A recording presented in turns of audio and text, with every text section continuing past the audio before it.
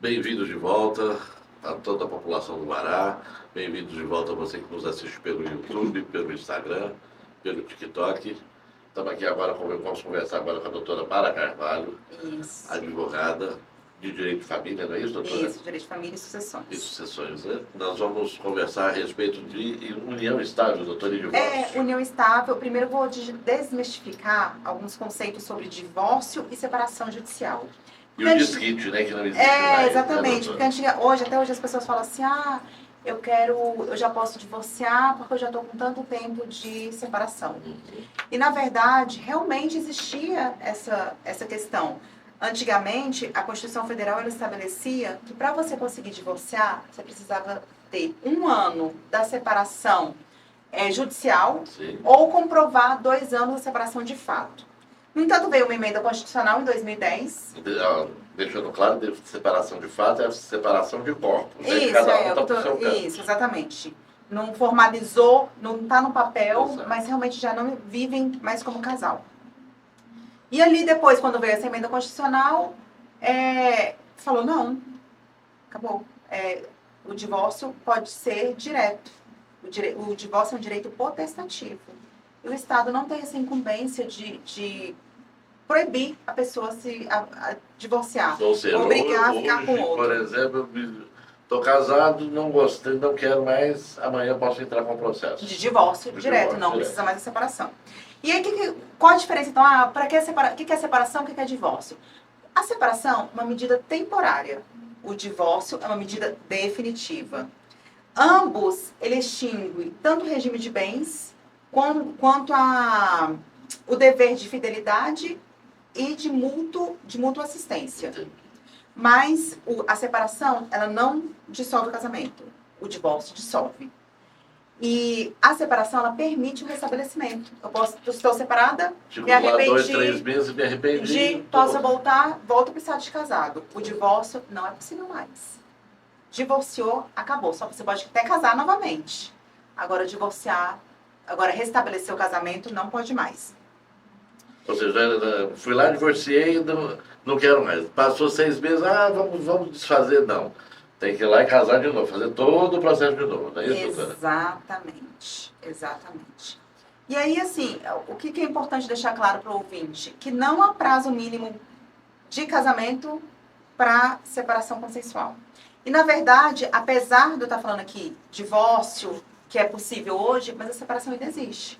Hoje, a pessoa, ela está em dúvida, não sabe se quer divorciar, não sabe, quer um tempo para pensar, mas desde já ela quer extinguir o dever de fidelidade, de mútua assistência e o regime de bens. Então, o que a gente faz? A gente ajuiza inicialmente uma ação de separação. E ali, no meio do processo, ela fala, não, tá decidido. Eu peço essa separação, a conversão dessa separação em divórcio. Então, não que a separação não exista mais, ela existe. Sim. Mas hoje, a pessoa tem a possibilidade de já ir direto pro divórcio. Sim. Aí, quando a gente fala de união estável, eu trouxe um caso prático aqui para vocês analisarem comigo. Olha só. Eventuais nomes que eu falar aqui, lógico que são fictícios. Sim, claro. Então, Paulo começou a namorar com a Ana em 2021. Eu vou contar a história que as pessoas gostam de historinha. Sim, adoro, ainda mais a vida do outro. Ele morava sozinho em 2021. Ela morava com os pais, ainda. Frequentemente, ela dormia na casa dele. Eles viajavam juntos. Eles estavam sempre juntos. Ela engravidou depois de um tempo, mas continuou na casa da mãe. Sim. Só após 3 anos do nascimento do filho, foi que eles foram morar juntos. E agora houve a ruptura conjugal, e ela alegou que desde 2001, eles já viviam em união estável. E ele falou, não, a gente só viveu em união estável depois que nós fomos morar juntos. E ali, o que ela fez? Ela juntou um monte de fotos, que eles estavam sempre juntas, sempre juntos. E ele falou, não, realmente, a gente estava juntos porque a gente namorava. Mas a gente não vivia em união estável. E ali, o que acontece? O que a lei fala? O que configura a união estável? O objetivo de constituir família, um relacionamento público duradouro.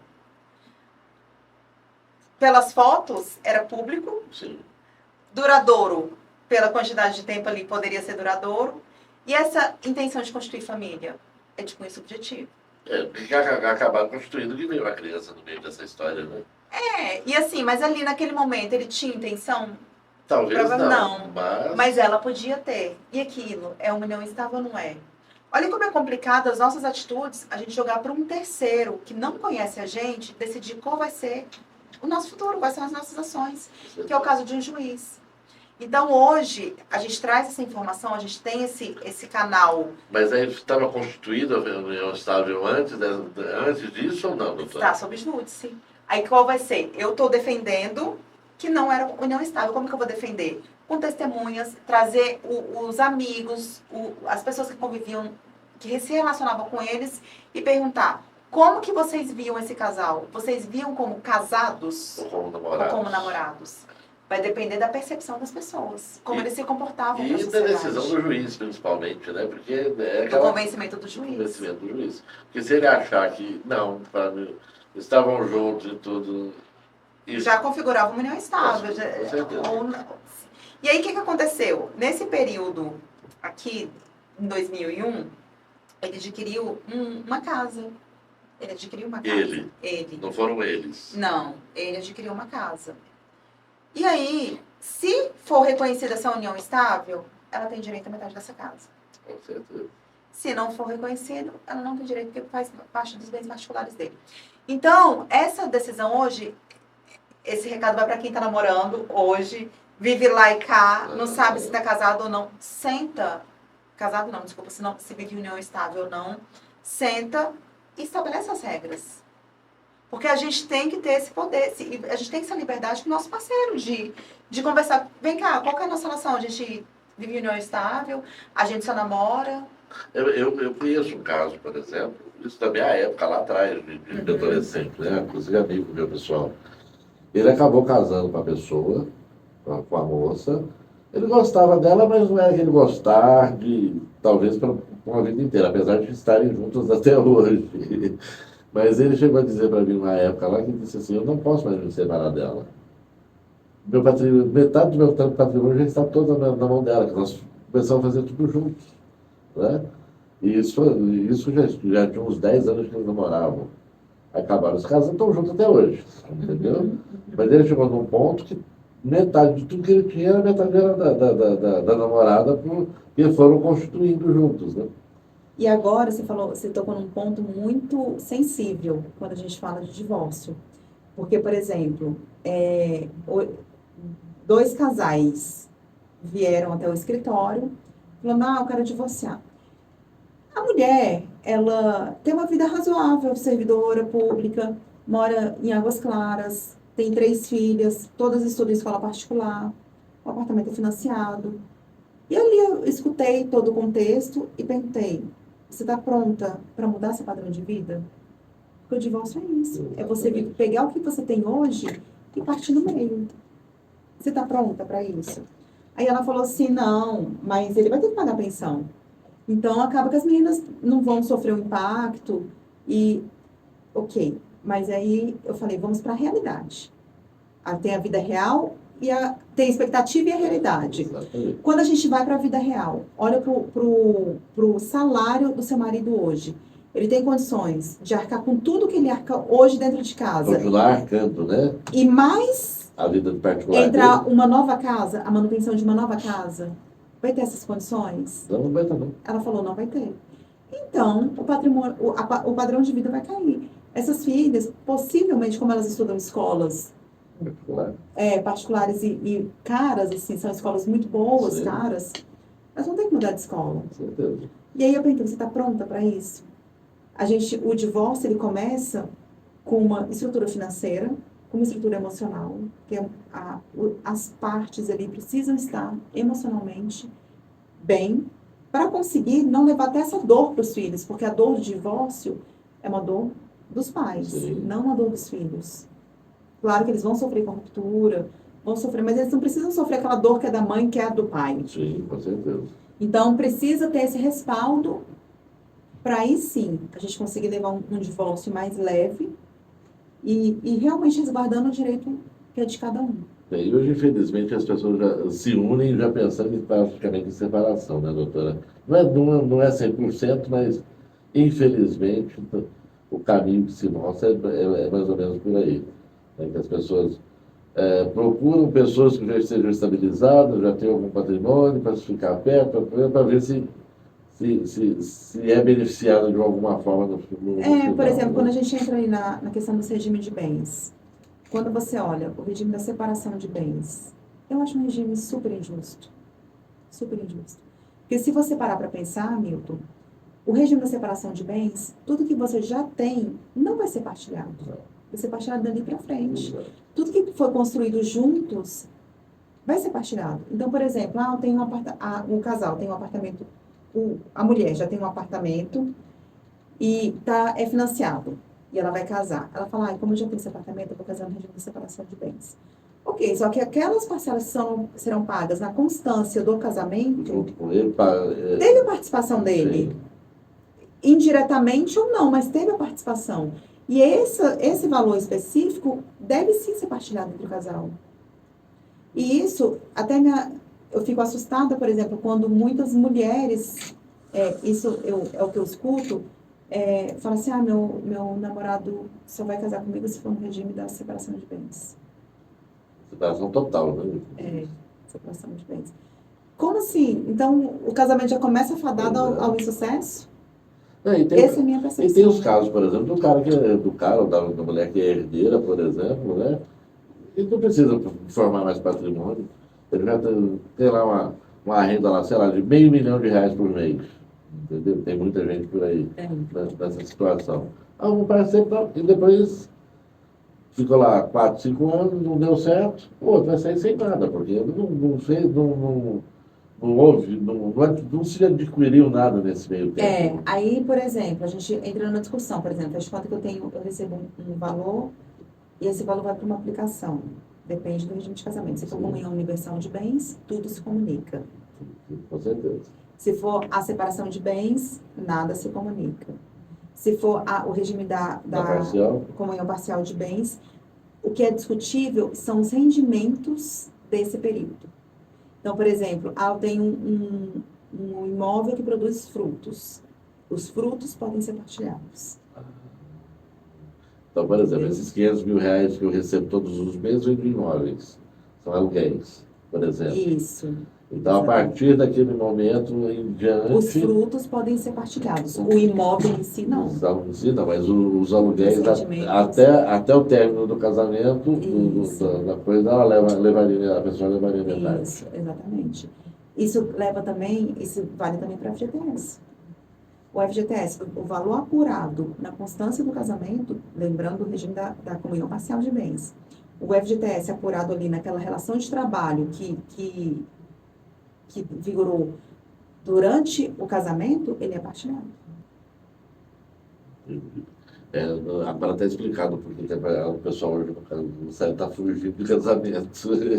Pois é, só que quando você para pensar, é porque as pessoas veem o casamento como uma partilha. Sim. Eu vejo o casamento como... São duas forças que se unem. Não, com toda certeza. É por isso que eu digo, casamento é para jovem, não é para gente velha. Se você não deu certo no primeiro e no segundo casamento, meu filho, esquece.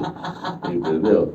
Tem que ser lá um jovem, lá 20, 30 anos, não tem nada, não tem nem onde cair morto, os dois, entendeu? Se une, vamos lutar e vamos fazer a nossa vida. Aí a coisa vale a pena. Agora, depois de determinada idade, não deu certo no primeiro, não tente nem o segundo, que não vai dar certo, entendeu? Fica sozinho, que é melhor, você vai arrumar menos problema. Pois é. Então, assim, hoje, o que eu entendo, qual que é o melhor caminho? A informação. Vive em união estável? Procure um advogado. Sim, de confiança. Com certeza. Vamos formalizar essa união estável, seja por meio da escritura pública, inclusive a gente pode redigir um pacto antinupcial, estabelecendo as regras que vai vigorar naquela união estável, a fim de resguardar os interesses, a real intenção daquele casal. Né? Isso. De cada casal. Trazendo assim até a paz e a harmonia conjugal. Você vê esses grandes jogadores, essas coisas assim, hoje, né, principalmente, os caras se preservam com relação a isso, né? Os caras ganham bilhões por ano. E, não, vamos entrar, então é feito um pacto pré-nupcial. Não, se não der certo, você vai levar algum, você leva isso, você está de acordo? E aí tudo bem. Agora fazer as coisas à revelia, como sempre foi feito, alguém vai sair do prejuízo.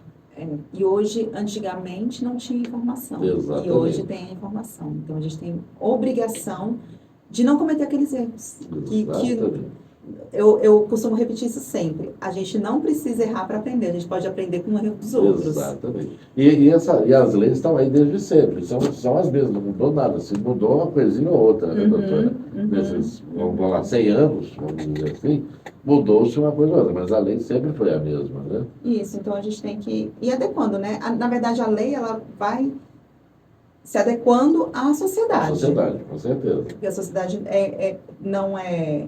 ela está em constante movimento e a lei precisa se adequando a essa realidade. Com certeza. Agora, e a gente precisa buscar um amparo, né? E nada como um bom advogado lá. Isso. O que eu falo, o consultivo, ele é muito mais barato. Sim, com toda certeza. Quando você trabalha prevenção, ela é mais barata.